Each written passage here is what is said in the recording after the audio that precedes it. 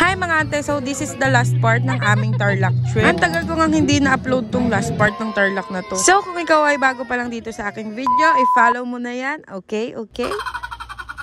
Nagpe-prepare na nga sila tita para sa aming agahan. Ito kasi yung huling araw namin dito sa resort, tapos uuwi na rin kami. Sa mga hindi nakanood ng mga previous vlog ko, nandito nga pala kami sa Pinas Resort dito sa Tarlac. Maganda naman siya kasi maraming tanim na halaman, tapos meron ding fish pond na pwede kang mamingwit, pero may bayad din. Kung makikita nyo nga, nagtulong-tulong na ang lahat sa pag-prepare ng aming kakainin. Ayan nga pala mga ingredients nasa karton, tapos ito yung iba. Ito si tita, nagluluto siya ng manok. Ilalaga niya pala yan para ilagay sa sopas. Tapos yung mga tinatadtad pang manok na nakita nyo kanina, iluluto yon para sa tinola at saka adobo. Nagpunta nga ako dito sa lamesa, tinignan ko kung ano na yung mga nakatakip. Ayan nga, at 3 lalagyang puro kanin. Nag-ihaw nga rin pala sila dito ng tilapia na mga nahuli nila dun sa fish pond. Tignan nyo naman, di ba? Ang ganda ng pagkakaluto. Wala talagang sunog dyan. Sobrang perfect ng pagkakaihaw. Nakita ko nga pala dito yung pinsan kong number 1 Marites. Ayan nga at ayaw nyo magpakita. Tignan nyo. Marites na Marites talaga at may binubulong pa nga. Dito naman tayo sa kabilang side, nakita ko naman yung mga pinsan ko na naghihiwa ng mga pansahog sa pansit. Dahil Filipino tayo, hindi nga mawawala sa handaan natin yung pansit, diba? Sabi nga nila pampahaba ng buhay, pero hindi ko alam kung totoo.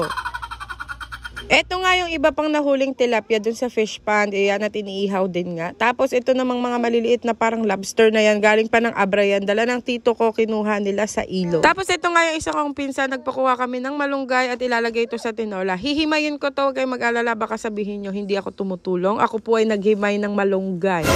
O, diba sabi ko sa inyo, tumulong ako. Evidence ko yan. Naka-fast forward na nga din yan kasi matagal-tagal akong naghimay kasi napakarami ng malunggay. Habang naghihimay nga ako ng malunggay, ito namang pinsan kong Marites, pinakanta ko ng favorite niyang pinapakanta sa akin.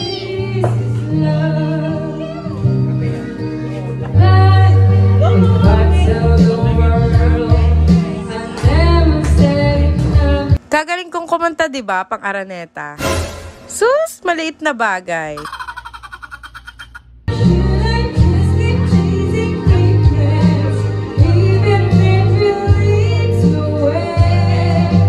Hay nako, hindi ko alam kung maganda ba, pero hanggang dyan na lang yung concert ko, next time na uli.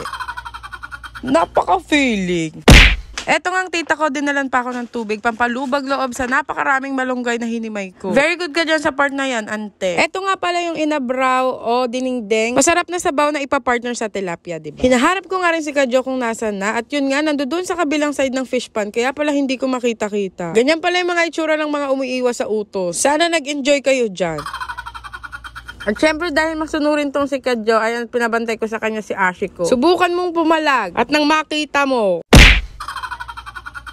Napansin nga rin nila mama na medyo matamlay itong si Ashiko. Yun pala ay medyo nilalagnat siya. Kala ko dahil sa pagbababad niya sa swimming pool, yung pala ay tumutubo yung ngipin niya ng sabay-sabay. Kaya pala siya gano'n. Ito nga pala yung pansit niluluto na ni tita at patapos na rin siya. Ang gusto ko nga pala sa pansit, yung half cook lang yung mga gulay niya para crunchy pa rin siya pag kinain siya. Pansit bihon pala to, tsaka kanton. Napakasarap nga rin kumain itong pansit pagka ganito nga naman ang view mo, diba?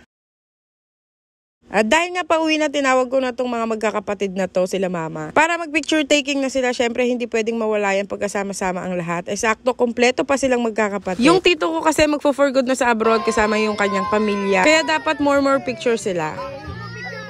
Umalis na nga kami sa resort at nagpunta na nga kami dito sa bahay ng tito. Hanggang dito na nga lang everyone. Paalam na nga ang isa't isa dahil kami rin po ay uuwi na. And that's it for now. Bye-bye!